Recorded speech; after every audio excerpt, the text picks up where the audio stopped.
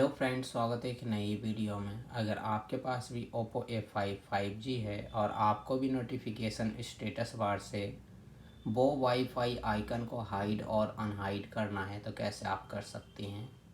तो चलिए वीडियो करते हैं स्टार्ट। सबसे पहले आपको अपने फ़ोन में सेटिंग्स को करना है ओपन।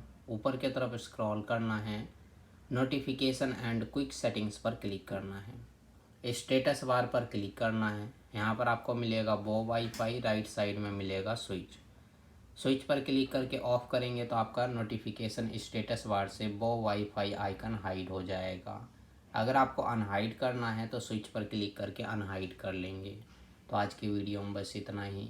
और आपको फ़ोन से रिलेटेड, ऐप से रिलेटेड, गेम से रिलेटेड कोई भी जानकारी चाहिए तो आप हमें कमेंट्स करके बता सकते हैं।